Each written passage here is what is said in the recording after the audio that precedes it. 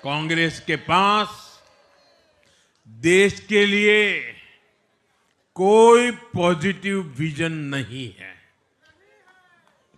सच्चाई ये है कि आज कांग्रेस, और मैं बहुत गंभीरता के साथ कहता हूं,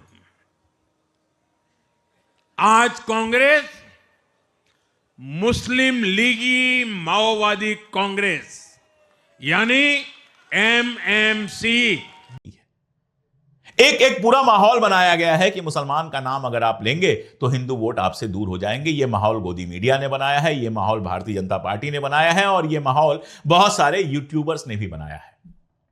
ने पिछली बार 5 सीटें जीती थी और 5 में से 4 विधायक राष्ट्रीय जनता दल में तेजस्वी जी की पार्टी में शामिल हो गए थे। तो वो 4 विधायक जब तक ओवैसी के साथ थे तब तक तो वो कम्युनल थे, लेकिन जो ही वो आरजेडी में आ गए सेकुलर हो गए हैं, बीजेपी के साथ मंच साझा करते हैं, बीजेपी के साथ सरकार साझा करते हैं, सारे मुद्दों पर बीजेपी के साथ रहते हैं, बीजेपी के साथ मिलकर चुनाव लड़ते हैं, लेकिन आपके लिए वो सेकुलर हो जाते हैं सिर्फ उसी दिन जिस दिन वो पाला बदल देते हैं। अस्सलाम वालेकुम दोस्तों, कैसे हैं आप सब। मैं हूं आपका दोस्त और होस्ट मोहम्मद मुश्ताक आलम और आप देख रहे हैं आपका अपना यूट्यूब चैनल MSM ऑफिशियल। दोस्तों, आज हम बात करने वाले हैं बहुत ही मुख्तसर सी बात करने वाले हैं हमारे देश की राजनीतिक गतिविधियों पर, जो फिलहाल हमें बिहार इलेक्शन 2025 में देखने को मिला। सारी पार्टियां एक दूसरी पार्टी को कम्युनल कह रही है, लेकिन अपने गिरेबान में कोई झांकने को तैयार नहीं है। इसी पर रोशनी डालते हुए आज हम एक वीडियो पर रिएक्ट करने वाले हैं, जिसे एक मशहूर पत्रकार और मशहूर यूट्यूबर श्री अशोक कुमार पांडे जी ने लोगों के सामने में रखा है। आइए देखते हैं उनके इस वीडियो को, जिससे हमें। नमस्कार, मैं अशोक कुमार पांडे और स्वागत है आपका TCH पर। बिहार में चुनाव खत्म हो गए हैं, लेकिन कुछ मुद्दों पर बात करना जरूरी है।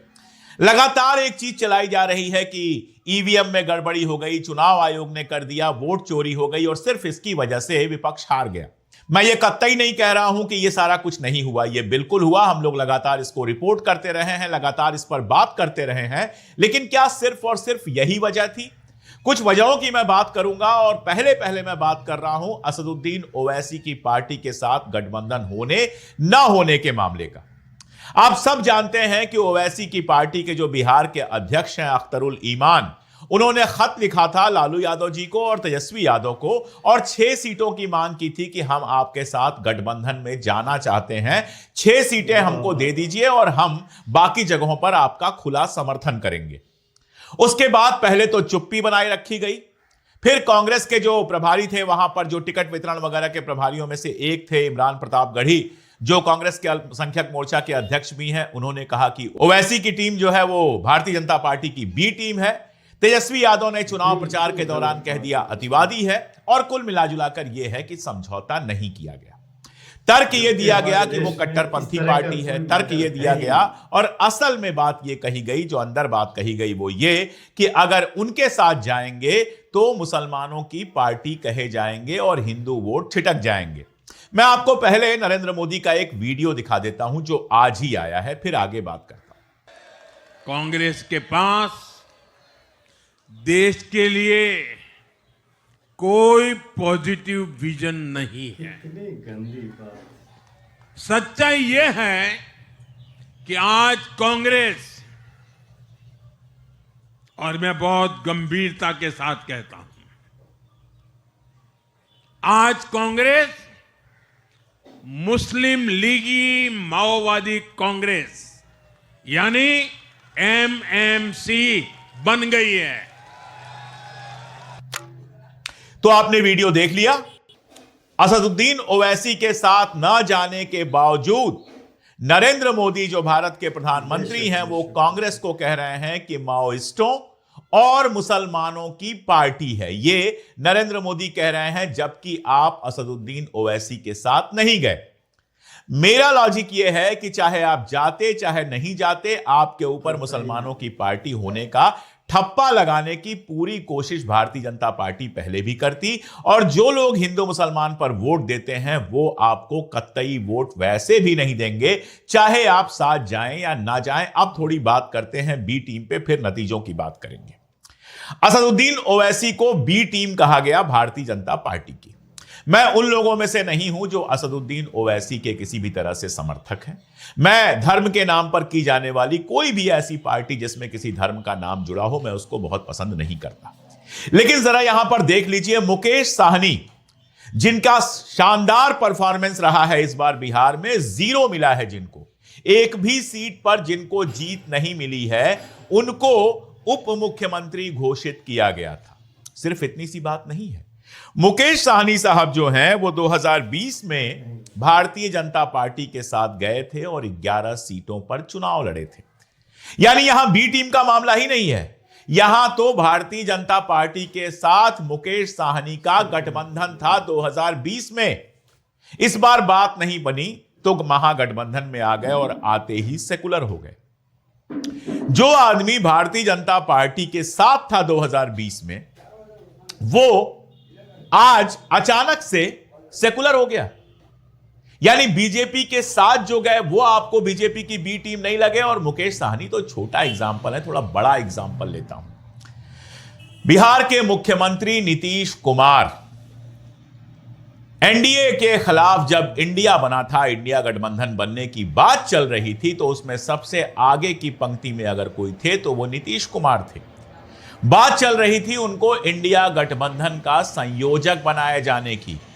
रामचंद्र गुहा जैसे इतिहासकार जो हैं, उन्होंने कह दिया था एक बार कि राहुल गांधी की जगह नीतीश कुमार को प्रधानमंत्री पद के लिए प्रोजेक्ट किया जाए।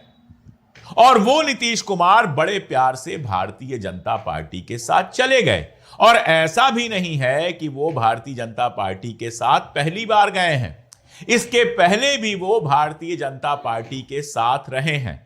तो जो नीतीश कुमार भारतीय जनता पार्टी के साथ मिलकर सरकार चलाते हैं, वो पाला बदल देते हैं तो बीजेपी की बी टीम नहीं रहते हैं, तुरंत सेकुलर बन जाते हैं। जब वो बीजेपी के साथ रहते हैं तो कम्युनल बन जाते हैं। फिर भी ये उम्मीद की जाती है कि पलट के हमारे साथ आ जाएं तो हम मुख्यमंत्री बना देंगे। तो बीजेपी के साथ रहते हैं, बीजेपी के साथ मंच साझा करते हैं, बीजेपी के साथ सरकार साझा करते हैं, सारे मुद्दों पर बीजेपी के साथ रहते हैं, बीजेपी के साथ मिलकर चुनाव लड़ते हैं। लेकिन आपके लिए वो सेकुलर हो जाते हैं सिर्फ उसी दिन जिस दिन वो पाला बदल देते हैं। वो बीजेपी की बी टीम नहीं बनते। नीतीश कुमार को कोई बीजेपी की बी टीम नहीं कहता, मुकेश साहनी को कोई बीजेपी की बी टीम नहीं कहता। जीतन राम मांझी की बात कर लेते हैं, एचएएम पार्टी है उनकी, एनडीए में रहे वो, और 2020 में अचानक महागठबंधन में शामिल हो गए, पाक साफ हो गए। कल तक बीजेपी के साथ थे, आज महागठबंधन में आ गए तो पाक साफ हो गए। कम्युनलिज्म का सारा जो उनके ऊपर आरोप था वो खत्म हो गया, रातों रात सेकुलर हो गए। क्यों? तो दोस्तों, सिर्फ इसलिए कि ये हिंदू नाम है। यही है। भाजपा के साथ जाएं और फिर लौट कर आ जाएं कांग्रेस के साथ, तो उनको स्वीकार करने में कोई दिक्कत नहीं होती है। और थोड़े एग्जाम्पल ले लीजिए। शिवसेना, इतिहास क्या रहा है बताने की जरूरत नहीं है। भारतीय जनता पार्टी को महाराष्ट्र में स्थापित करने वाली अगर कोई पार्टी है तो वो शिवसेना है। लेकिन शिवसेना का जो यूबीटी उद्धव ठाकरे वाला ग्रुप है, और पहले तो पूरी ही शिवसेना थी, आधी कट के चली गई फिर से बीजेपी के पास, लेकिन शिवसेना के साथ गठबंधन बनाने में, उनको इंडिया में शामिल करने में, इंडिया गठबंधन में उनको शामिल करने में कहीं कोई दिक्कत नहीं है। कोई उनसे सवाल नहीं पूछता कि कल तक तो आप कम्युनल थे, अचानक आज सेकुलर कैसे बन गए। वो आ जाते हैं आपके यहां तो तुरंत सेकुलर बन जाते हैं। करने को तो शिवसेना ने भी हिंदुत्व की ही राजनीति की है भाई साहब। बाला साहब ठाकरे हिंदुत्व के बड़े नेता थे और उनकी ही राजनीति करती रही है शिवसेना। उद्धव ठाकरे को मैं व्यक्तिगत तौर पर पसंद करता हूं, सेकुलर आदमी है, इसमें भी मुझे कोई दो राय नहीं है, और भले आदमी है, इसमें भी मुझे कोई दो राय नहीं है। लेकिन एज अ पार्टी जब आप शिवसेना को देखते हैं तो क्या देखते हैं? आप देखते हैं कि उसका जो इतिहास है उसमें कम्युनलिज्म है। छोड़ दीजिए कम्युनलिज्म सेकुलरिज्म को एक तरफ किनारे कर दीजिए, भारतीय जनता पार्टी का साथ तो है।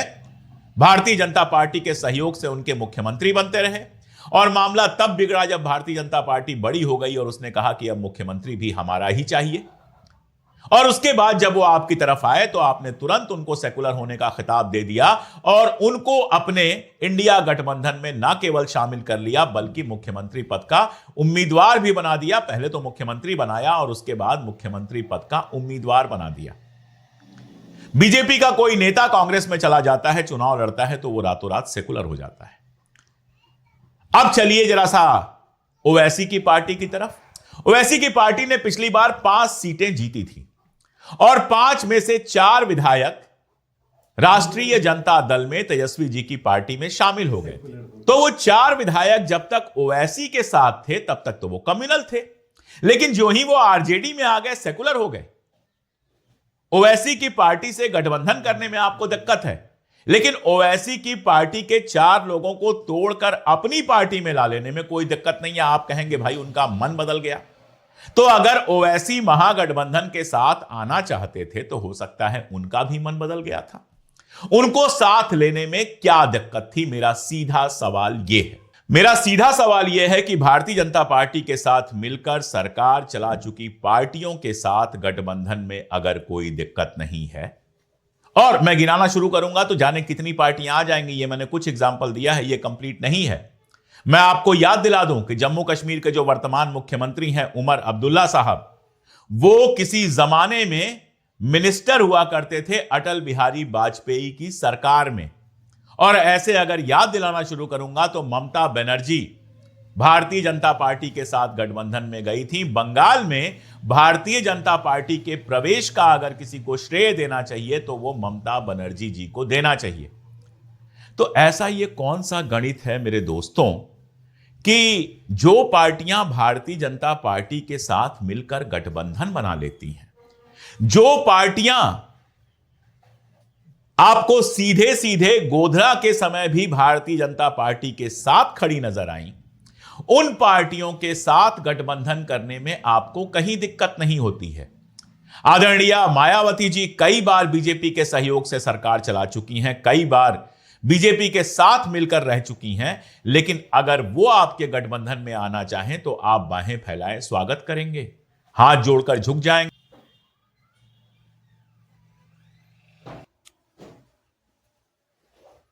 उनके सामने झुकना चाहिए। महिला है, दलित महिला है, बिल्कुल झुकना चाहिए। लेकिन क्या कभी ऐसा करते हुए आपने सवाल पूछा कि बहन जी कल तक तो आप भाजपा के साथ थी, तो आपको बी टीम क्यों ना माना जाए? तो जो नियम बहन जी पर लागू होता है, जो नियम लागू होता है ममता बनर्जी पर, जो नियम लागू होता है उद्धव ठाकरे पर, जो नियम लागू होता है मुकेश साहनी पर, जो नियम लागू होता है नीतीश कुमार पर, जीतन राम मांझी पर और जाने किस किस पर, वही नियम मेरे दोस्तों ओवैसी के साथ क्यों नहीं लागू हो सकता था? ऐसे लीडर असदुद्दीन ओवैसी की पार्टी के साथ वही नियम क्यों नहीं लागू हो सकता था? एक और सवाल पूछ लेता हूं। मान लीजिए महागठबंधन के पास इतनी सीटें आई होती कि 6 सीटें कम पड़ जाती, जो 6 सीटें ओवैसी साहब ने जीती हैं वहां पर, तो क्या 6 सीटों पर समर्थन मांगने के लिए आप ओवैसी जी के पास नहीं जाते? थोड़ा और सवाल बढ़ा देता हूं, सवाल आज मेरे पास बहुत सारे हैं। तेलंगाना में जुबली हिल में चुनाव होता है और कांग्रेस का उम्मीदवार वहां पर जीत चुका है, उस चुनाव को कांग्रेस जीत चुकी है, लेकिन कांग्रेस के उस उम्मीदवार को खुलेआम ओवैसी समर्थन देते हैं।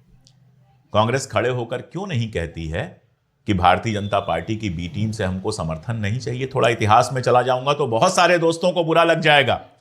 गूगल करिए और असदुद्दीन ओवैसी के पिताजी के जमाने का हाल देखिए। कांग्रेस के सहयोगी वो थे कि नहीं थे? कांग्रेस के साथ उनका गठबंधन था कि नहीं था? ये जरा देख के आ जाइए तो 10 साल पहले वो बी टीम नहीं थे, 10 साल पहले वो कम्युनल नहीं थे, 20 साल पहले वो कम्युनल नहीं थे, आज कम्युनल हो गए। और मैं कोई सर्टिफिकेट नहीं दे रहा हूं, ना मैं ओवैसी को सेकुलर कह रहा हूं, ना मैं कम्युनल कह रहा हूं। मैं शुद्ध पॉलिटिकल तरीके से बात कर रहा हूं और इन्हीं पार्टियों को इनकी करनी, इनका इतिहास और इनका वर्तमान याद दिला रहा हूं कि 20 साल पहले इंदिरा गांधी के जमाने में अगर ओवैसी के पिताजी के साथ, उनके वालिद साहब के साथ आपका गठबंधन था, तो आज ओवैसी अचानक बी टीम कैसे हो गए? यह सवाल मेरा है और आपके सामने है। मैं बिल्कुल सही इस बात को मानता हूं कि कट्टरपंथ की एक तरह की राजनीति दूसरी तरह की राजनीति को मदद देती है, मैं मान लेता हूं इस बात को। लेकिन सीधा सवाल यह है कि क्या वो कट्टरपंथ की राजनीति जब भारतीय जनता पार्टी के साथ मिलकर कोई चुनाव लड़ रहा होता है, सरकार चला रहा होता है, तब नहीं होती है? एक पूरा माहौल बनाया गया है कि मुसलमान का नाम अगर आप लेंगे तो हिंदू वोट आपसे दूर हो जाएंगे। यह माहौल गोदी मीडिया ने बनाया है, यह माहौल भारतीय जनता पार्टी ने बनाया है और यह माहौल बहुत सारे यूट्यूबर्स ने भी बनाया है।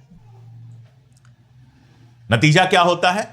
किसी मुसलमान की लिंचिंग होती है और हमारे सारे बड़े नेता चुप रह जाते हैं। आज ही की खबर आपको बताता हूं।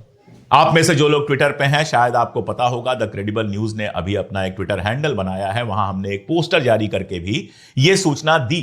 अखलाक की लिंचिंग हुई थी और अखलाक की लिंचिंग के जितने अपराधी थे, जिन लोगों ने अखलाक को लिंच किया था, ये है दोस्तों, उनके ऊपर से सारे आरोप वापस लेने का फैसला किया है भारतीय जनता पार्टी की उत्तर प्रदेश की योगी सरकार ने। यह छोटी मोटी नहीं, बहुत बड़ी खबर है। अपराधियों से दोष ही वापस ले लिया कि उनके खिलाफ मुकदमा ही नहीं चलेगा, यानी अब अखलाक को कभी भी न्याय मिलने की कोई उम्मीद खत्म हो गई। मेरा सवाल है कि अखलाक भारत का नागरिक है या नहीं है? मुसलमानों का वोट सबको चाहिए, दलितों का वोट चाहिए, सबका वोट चाहिए, लेकिन एक व्यक्ति को लिंच किया गया, 10 साल तक अपराधियों को सजा नहीं मिली और अब अपराधियों को दोष मुक्त कर दिया गया। उनसे कहा गया कि आपके ऊपर से मुकदमा ही हम वापस ले रहे हैं। और मेरा चैलेंज है, हमने तो सीना ठोक के इसकी रिपोर्टिंग की, वीडियो भी बनाएंगे, इस पे सब कुछ करेंगे। मेरा सीधा सीधा चैलेंज है कि विपक्ष के एक नेता का आप मुझे बयान दिखा दीजिए जिसने इस पर एक शब्द बोला हो। सेकुलरिज्म के ठेकेदार। इतनी बड़ी घटना हो जाएगी, आप कुछ नहीं बोलेंगे। मेवात में लिंचिंग हो जाएगी, आप कुछ नहीं बोलेंगे, खामोश रहेंगे, अल्पसंख्यक बोल के काम चला लेंगे और उसके बाद उम्मीद करेंगे कि वोट बैंक की तरह वो जाकर आपको वोट दे। दरअसल आपकी राजनीति है जिसने मुसलमानों को ओवैसी की तरफ धकेला है, यह महसूस कराया है कि यार हमारी भी एक पार्टी होनी चाहिए। हकीकत यह भी है कि ओवैसी साहब ने भी लिंचिंग विंचिंग के मामले पर बयान देने से ज्यादा बहुत कुछ किया नहीं है। बैरिस्टर साहब किसी का कोई मुकदमा लड़ने नहीं गए हैं। हकीकत यही है, बातें कितनी भी कर लें, लेकिन ऐसा नहीं है कि बहुत ज्यादा मुसलमानों के लिए कोई लड़ रहे हों वो। लेकिन अपना आदमी दिखता है, अपना आदमी दिखता है तो आदमी जाता है। ये दलितों के, पिछड़ों के जो नेता बने हुए हैं, वही कौन सा दलितों पिछड़ों का भला कर रहे हैं, लेकिन अपना आदमी दिखता है तो उसके पीछे लोग खड़े हो जाते हैं। तो नतीजा यह हुआ कि सीमांचल में जो 6 सीटें ओवैसी मांग रहे थे वो नहीं दी गई। आरजेडी ने अपने उम्मीदवार खड़े किए वहां पर और वो 6 सीटें आराम से ओवैसी जीत गए। कई सारी सीटें ऐसी हैं जिन सीटों पर ओवैसी की वजह से गठबंधन हारा और कई सीटें ऐसी हैं जहां पर कहा जा सकता है कि गठबंधन की वजह से ओवैसी हारे। कल मजे भी लिए थे, उन्होंने एक ट्वीट किया था कि कांग्रेस की वजह से हम 15 सीटों पर हार गए, कांग्रेस ने हमारे वोट काट लिए। सीधी बात है कि सेकंड नंबर पर वहां पर एएमआईएम रही और उसके वोट कांग्रेस से ज्यादा रहे। यह होना ही था।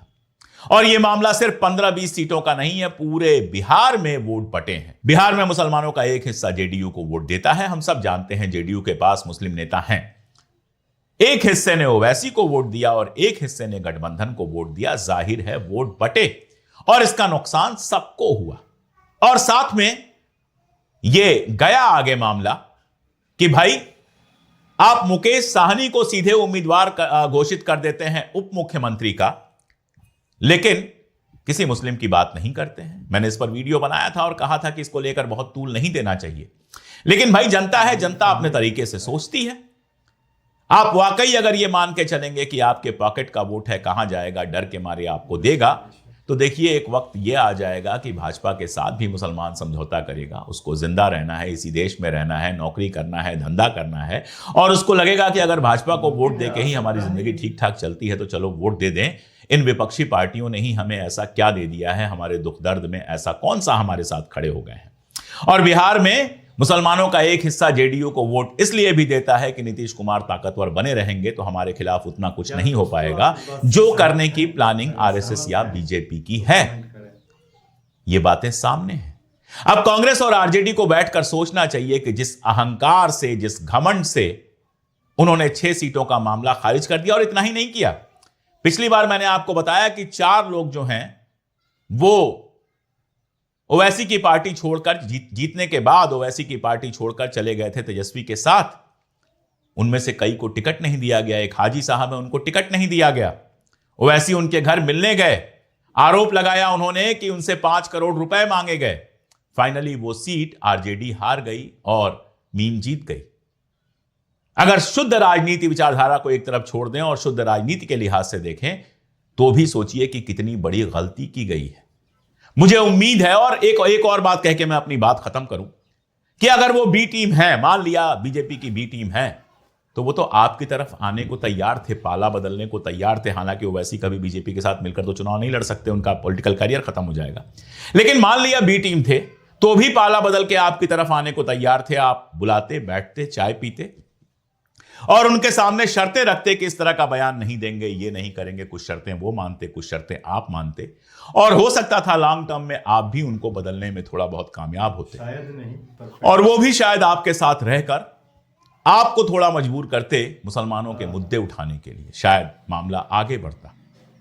मैं जानता हूं कि कांग्रेस और आरजेडी के नेता खुद को इतना बड़ा तोप समझते हैं कि दुनिया में किसी की बात नहीं सुनते। राहुल गांधी की भी बात नहीं सुनी जाती है, ये भी मुझे पता है। लेकिन अगर ऐसे ही चलता रहा तो याद रखिए, आप चुनाव आयोग और बाकी सब कितना भी करते रहिए, आपकी अपनी गलतियां भी जनता जानती है। जनता आपके साथ क्यों नहीं खड़ी हुई ये भी जानती है। जनता आपका भरोसा क्यों नहीं कर रही है। जनता जानती है बहुत बेरोजगारी है, लेकिन वो आपका भरोसा नहीं कर रही है कि आप रोजगार देंगे। जनता जानती है करप्शन है, लेकिन उसको भरोसा नहीं है कि आप करप्शन मुक्त सरकार देंगे। क्यों नहीं है, जरा सोचिएगा।